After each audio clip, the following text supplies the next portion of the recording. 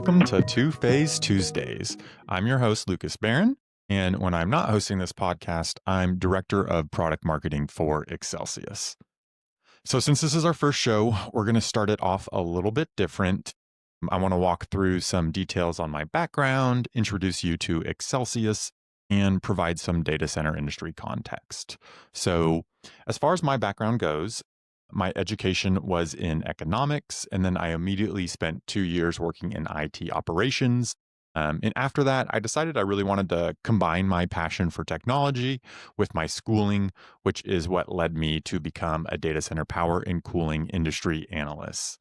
So I then spent a decade working at Omdia and then Deloro Group, working with industry vendors, equity analysts, and media outlets, dissecting the competitive landscape, forecasting market growth, and predicting technology transitions. And liquid cooling was one of the markets that I covered.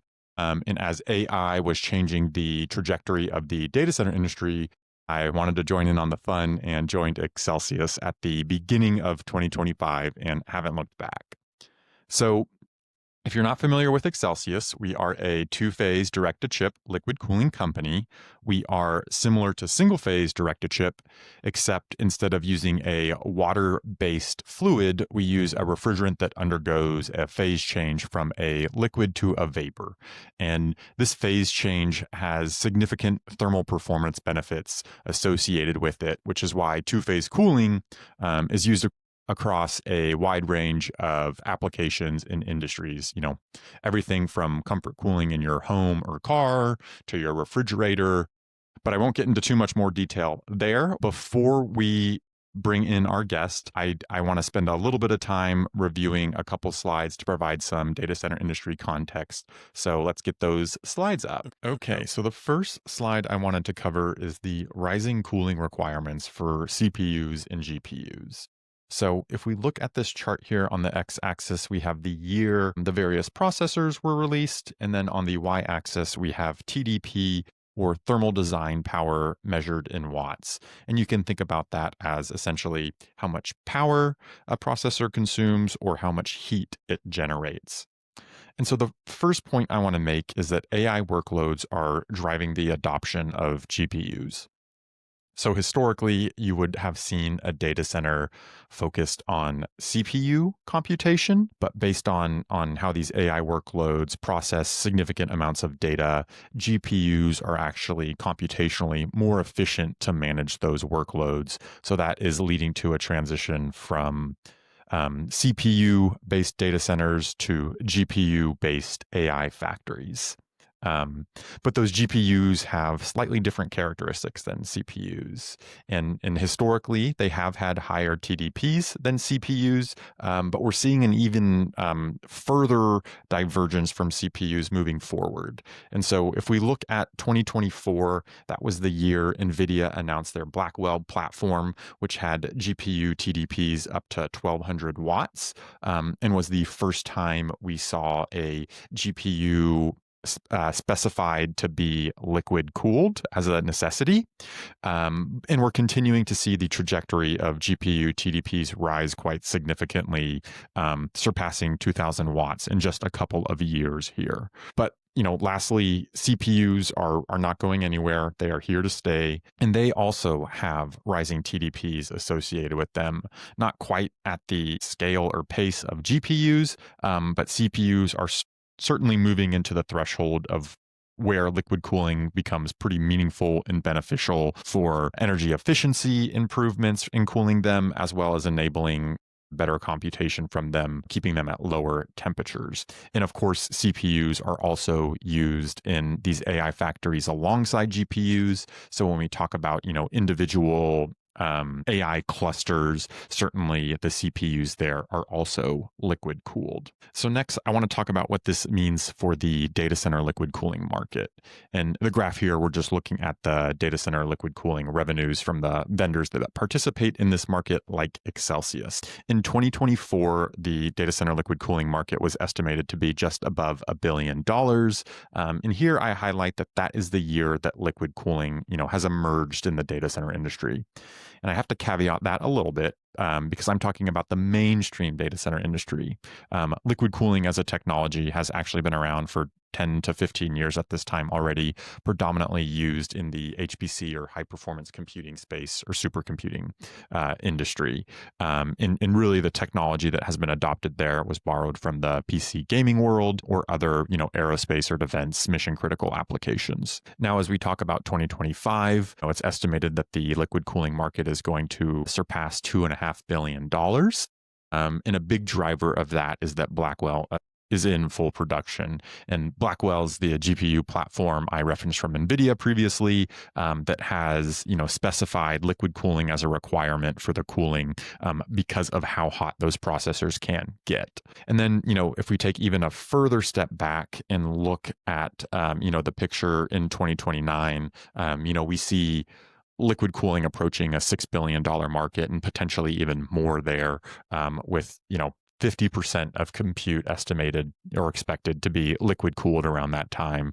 And of course, as there's, education in the industry and kind of learning to know how to deploy and maintain liquid cooling systems, we'll see, a proliferation of liquid cooling from required infrastructure to other infrastructure that could benefit from it from an energy efficiency perspective. And then, of course, 4 years is quite a long time in the data center industry. So we'll probably start to see, different types of liquid cooling technologies and different, form factors and iterations of liquid cooling deployed by that 2029 timeframe. So with that, we'll step away from the slides and get our first guest ready to come on in. All right. So for our first ever guest on Two Phase Tuesdays, we are lucky to have Serdar Ozguc, Principal Thermal Engineer at Accelsius. He's a very busy man. So Serdar, thank you for taking the time to be with us today. Of course. Thank you, Lucas, for having me. Yeah, absolutely. So starting off, I want to start with your background a little bit. You are one of 6 PhDs at Accelsius, so you have a very strong education in two-phase. So I want to hear a little bit about that education path and what led you to become a thermal engineer at Accelsius. Yeah, so it's going to be a cliche answer, maybe, that most engineers give, but I guess as a child, I was very interested in building things. I would kind of break things apart and put them together. Mm-hmm. I really liked learning how things worked. And going to high school, I really enjoyed physics and math classes, just Okay. like most engineers out there. And so I decided to study engineering, but I didn't know specifically what I wanted to study. So I studied mechanical engineering at Texas A&M because mechanical engineering is one of the broadest engineering fields, and it has a lot of flexibility on what you can do after graduating. Okay. And during the 4 years I spent at Texas A&M University studying mechanical engineering, I really enjoyed thermal fluids related classes that I took, like fluid dynamics, thermodynamics, heat transfer. And I think the reason that I enjoyed these things is because these classes were more unintuitive compared to the other classes. Felt like I couldn't just use my intuition to solve problems, but I had to rely on kind of advanced mathematics that I learned in college to solve and tackle those problems. And I really enjoyed that because I just love applying mathematics to solve real world practical problems. Okay. So I went to go do a PhD and kind of focused my PhD on the thermal fluids category of mechanical engineering at Purdue University. And after graduating, I started working as a thermal engineer, and I've been at Accelsius. Perfect. I'm glad my intuition led me to economics as opposed to thermodynamics because I think I got off a little easier than you. But in terms of your PhD, so I got to read this one off the card here because it's a mouthful. But your thesis was on topology optimization of microchannel heat sinks under single phase and two phase flow. What does that mean? Can you tell me about that? Were there any particular like aha moments, during, working on your thesis? Yeah. So topology optimization, it's a mathematical algorithm that optimizes material distribution within a user-defined design space for user-defined objectives. So it's an algorithm that existed long before me. And what I did for my PhD was to take this algorithm and kind of apply it to liquid cooling applications for both single phase and two phase cooling. So to summarize it in simpler terms, yes, please. The algorithm that we developed during my PhD, you can provide your thermal problem, including your boundary conditions such as the heat map, Okay. operating conditions such as coolant flow rate, the type of coolant, and the algorithm would automatically design a high performance cold plate for you. Yeah, so I guess you asked for an aha moment. So for Yeah. me, I guess the aha moment was near the end of my PhD. It took that much for me Okay. that It's good that it came. yeah, it did came. And what happened was we were applying this algorithm to some real world problems. And I realized that the more complicated the problem was in terms of the boundary conditions, such as, if you had heat maps with non-uniform heating, hot spots, high Mhm. heat fluxes, the more beneficial the algorithm became. Basically, with complex boundary conditions, it's very difficult to generate intuition-based designs, but the topology optimization algorithm does a great job at designing high-performance parts, even if the boundary conditions are complex. Okay. And actually, moving forward with these new advanced AI chips, we deal with a lot of the chips that are being designed, and I see a lot of very complicated boundary conditions because these chips contain different components with different heat maps, Right. hot spots, etc. And I could actually see topology optimization being more relevant and more applicable in the future. That's fantastic. Before we had this conversation, I was glad you're on our team, and now I'm even more glad you're on our team. And speaking of that team, talking about Accelsius, your PhD seems very correlated to what you do here at Accelsius. So maybe talk a little bit about what's your day-to-day look like at Accelsius? Yeah, so at Accelsius, we're always developing new products. We're developing coolant distribution units or CDUs. Mm-hmm. My main task is to do all the thermal and fluid dynamics calculations to kind of size our important components such as heat exchangers, reservoirs, filters, Mm-hmm. pumps, etc. As you know, two-phase flow physics can be a little complicated.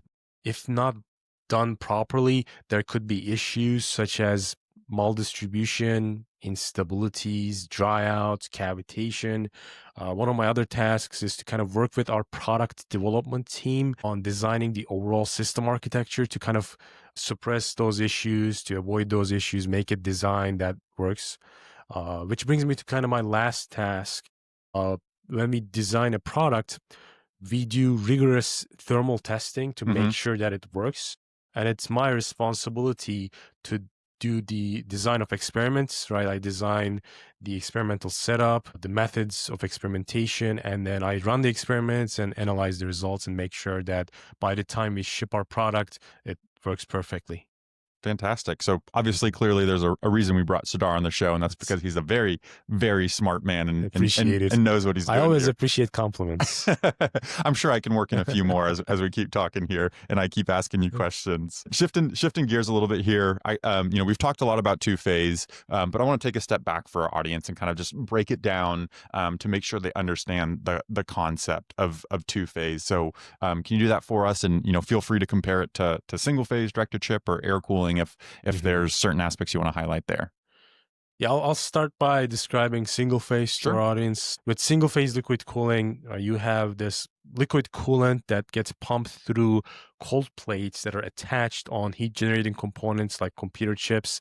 And as the liquid dissipates the heat, Mm. it stores the energy through what we call sensible heat.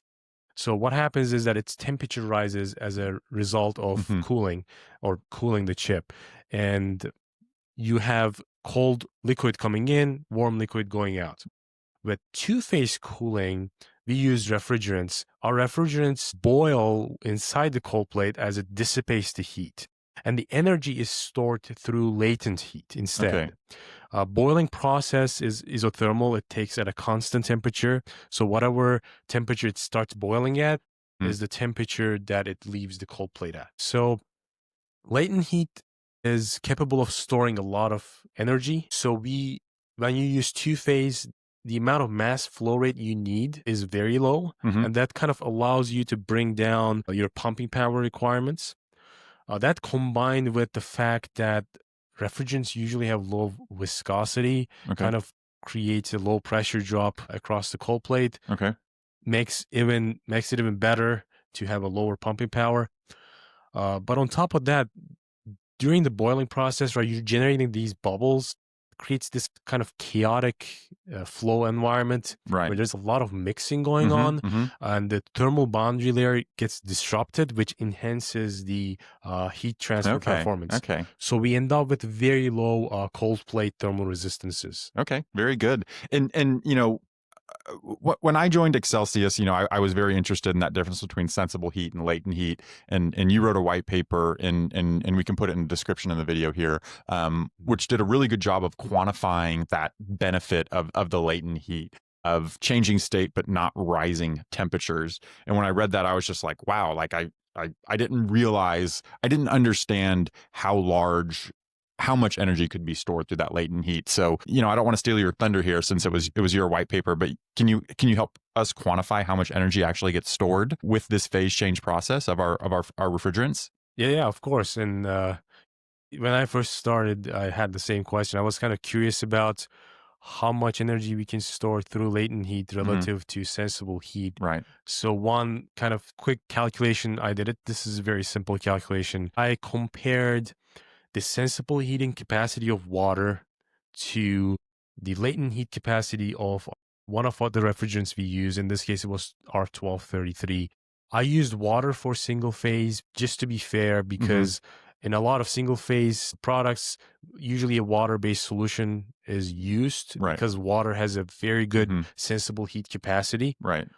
And what I found out was, if you have the same mass flow rate for the refrigerant and water, you would need around 40 degrees C rise in water temperature kind of to match the amount of energy stored by the refrigerant Wow. during phase change. Yeah. Now, I want to be fair, right? If you have single phase water, one thing you can do is you can always increase the amount of flow rate to bring that down, and that's done. Usually in the industry, what I observe is around 10 degrees C rise is found acceptable. But even then, in order to achieve 10 degrees C rise in water, you basically have to pump 4 times the mass flow rate Oh, wow. compared to what we do with refrigerant. And combined with the fact that usually with water, you're using some kind of glycol mixture. So this mixture has a high viscosity compared to what we deal with. Oh, okay. Interesting. So we've talked a lot about a number of different aspects of two-phase here. So maybe just a little bit of a recap and just kind of highlight some of the key advantages of two-phase cooling and maybe key challenges as well associated with two-phase. Yeah. I guess we briefly touched on all different things. I'll kind of summarize them. One is, again, this latent heat, right? We have a lot of heat capacity during phase change, which enables us to have low mass flow rates. Combine that with low viscosities, we get low pressure drops, and as a result, our pumping power requirements are quite low. The second advantage, right, boiling enhances heat transfer, so our cold plates have low thermal resistances, which kind of enable us to remove higher heat fluxes on a chip level.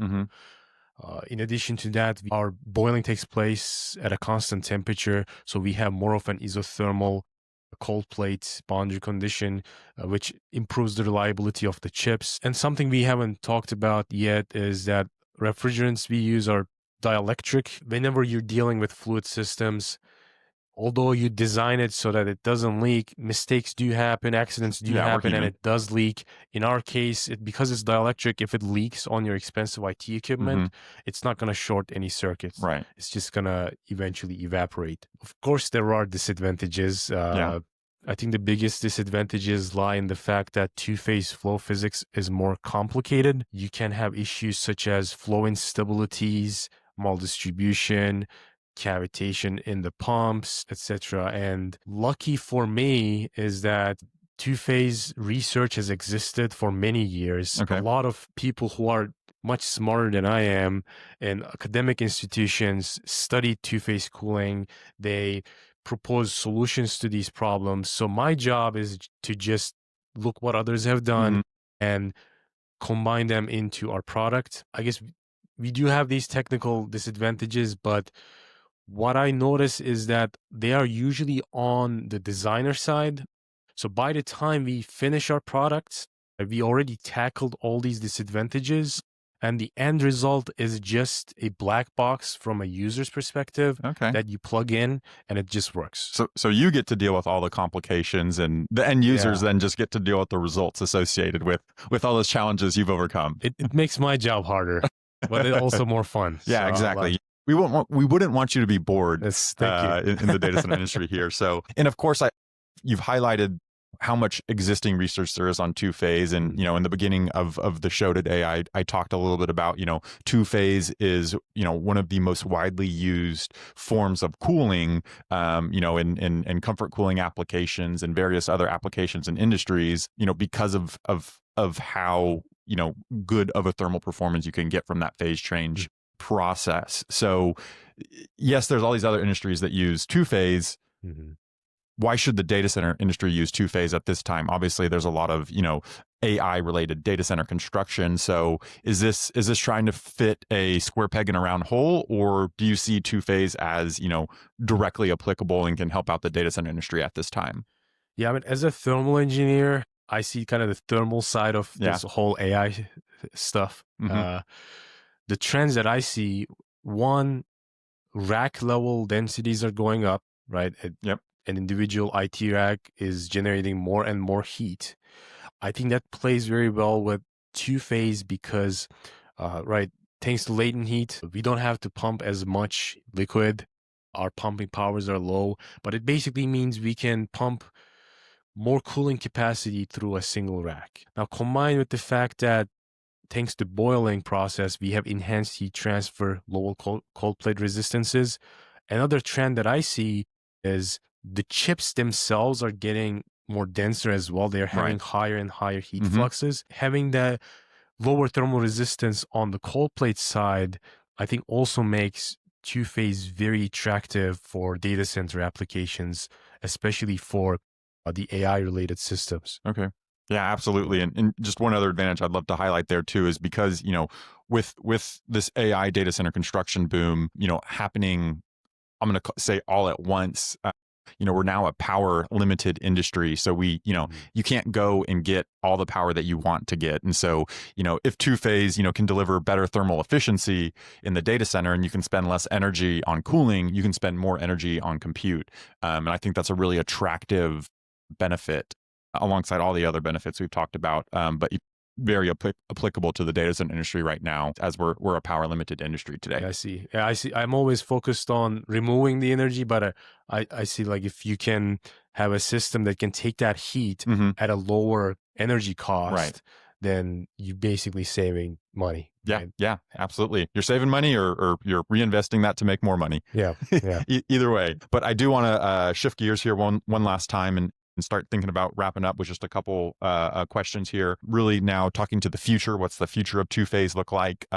So what's exciting to you, over the next 5 to 10 years related to two-phase? What kind of do you want to see develop there? Yeah, I mean, right now we have products available and I'm kind of proud of what we've built. Absolutely, as it should be. Again, as I said, they are kind of black boxes from a user perspective. You can take our CDU and drop in to your data center where you would have hooked up a single phase CDU. Right, yeah, with the facility water connection. With the facility water connection on the back side, and it would just work. And it would have a really good performance, but I'm kind of a thermal geek, so I always want better thermal performance. One thing that excites me is kind of this idea of taking the facility water loop and replacing that with a two-phase refrigerant loop as well. Okay. Because now, although facility water would work with our CDU, you're still introducing that sensible heating element. The facility water gets a temperature rise, so it's not completely isothermal on a data center scale. So if you could have that loop, a refrigerant loop as well, then you would be completely isothermal across the data center. And I could see a lot of thermal benefits on that end. And this is not ready yet, but this is actually something we have started working on with our partners. Okay. And that's kind of excites me. Fun. No, it's always good to see you get excited, and I can tell it's you truly have a passion. So it's great to watch you work and watch you get excited about these things. It makes me excited about these things as well. And then again, still kind of a forward-looking question, but like breakthroughs or advancements or things that you're focused on, that you'd love to also see materialize in the near to medium term future. Yeah. So we, of course, talk with a lot of customers and a lot of chip manufacturers. And one trend that I see is, again, the racks are getting denser and denser in terms of heat generation. And this increase in heat generation is exponential. Like it goes up, it's going up very, very fast. Right. Even though there are CDUs right now in the market that can provide a lot of cooling capacity, they're usually designed to do a large number of lower power racks. So one thing we're going to need in the future is an individual CDU that can take lots of heat, megawatts worth of heat from a single IT rack. Wow. That's going to have to happen because it's coming. And I'm very excited about that. And I want to be a part of that. And I do believe, based on, all the calculations that I've been doing, I think two-phase is I don't see any issues with two-phase handling that problem. I think it can easily take care of that. And I guess I want to be a part of that breakthrough. Yeah. So in a sense, two-phase is positioned, works well today in the current environment that we live in. But when we look to the future, it's, even better positioned to handle those higher density chips and the highest density rack footprints that we're, expecting to see out there. Yeah, definitely. It's definitely not reached its limits. It's far behind its limits. It can do much more. That's what I see. That's always exciting. I know, in the data center industry, when end users adopt technologies, they don't want to, adopt a technology for a short period of time. They want there to be some runway with that technology that they grow into. So it makes a lot of sense why, two-phase is a nice fit for the data center industry as well. And then my last question for you here, which is maybe a series of rapid fire questions, actually. These are more on the fun side. Maybe you could say these are for me, but just going to run these through you really quick. So just, off the top of your head, what comes to mind? No wrong answers here, but, best myth about liquid cooling that you've busted. Okay. Well, I've heard that there were claims about two-phase having to require a lot of pumping power. Yeah.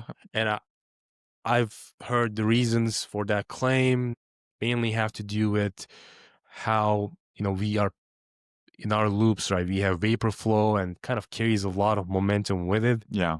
But if you actually sit down and if you do the calculations, you'll notice that we need very low mass flow rates. We deal with low viscosities. And actually, the momentum that you generate during boiling, or basically the acceleration that happens during boiling, the opposite happens. You decelerate in your condenser. So there's also some canceling out of momentum.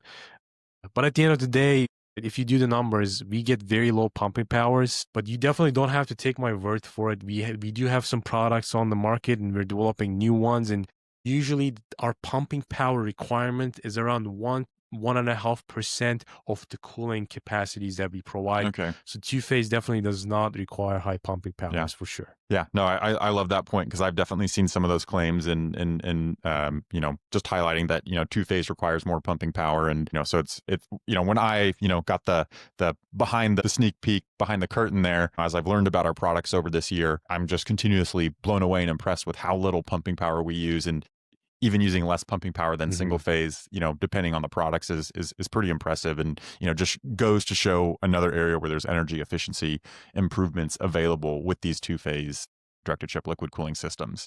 Next quick hitter here I have for you: funniest lab mishap from your PhD days. Did you, you've talked about all the things you've done. I've got to imagine there's a little whoopsie in there at some point. That's a good question.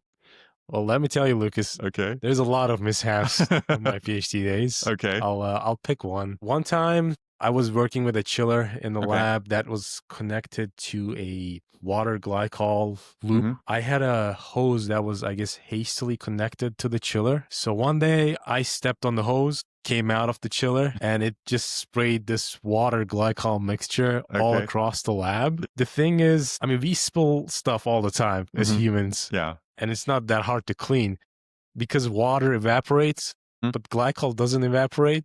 So I had to spend the whole day cleaning this kind of very thick viscous liquid off the lab. That was not a fun day. Yeah. But, I think it goes to show that if you're dealing with fluid systems, fluid loops, mistakes do happen. Absolutely. Especially if you're deploying in very large quantities. Mistakes are going to happen, leaks are going to happen.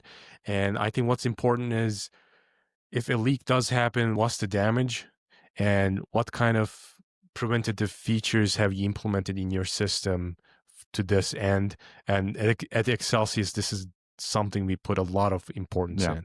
Yeah, absolutely. So I guess last question for you here. Someone who's not familiar with two-phase is interested in getting started. Do you have a tip for them on, how to get started or how to approach, two-phase, if they don't know anything about it? Yeah. First of all, I think two-phase is going to play a very important role in the near future with this next generation of high density racks, AI racks. So I think people are going to have to deal with it, work with it.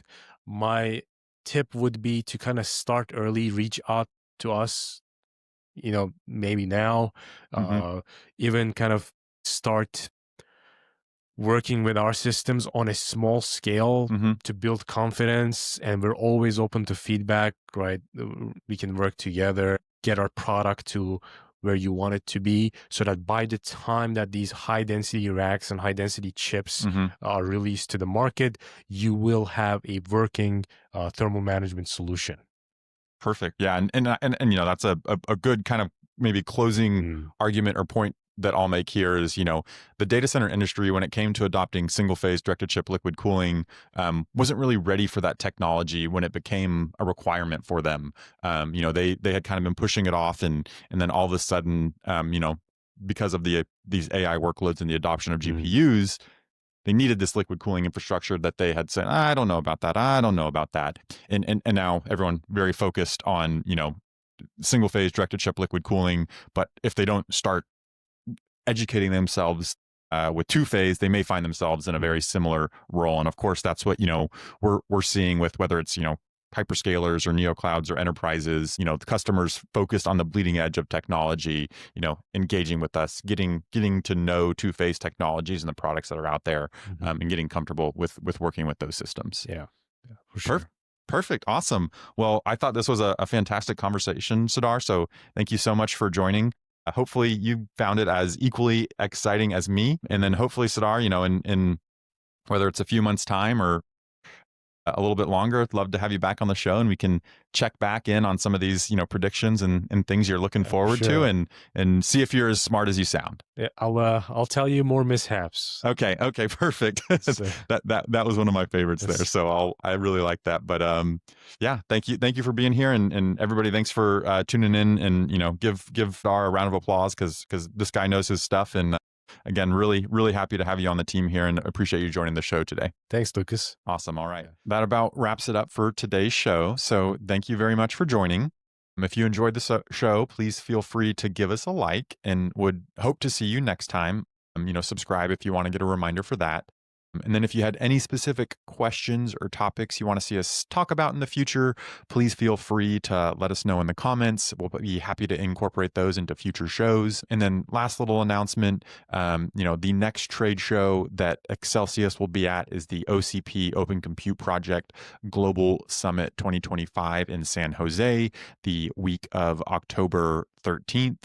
We'll have a booth there. So come by, stop and see what we are showing off. We've got some exciting stuff in the booth there. So hope to see you there. And thanks again for tuning in.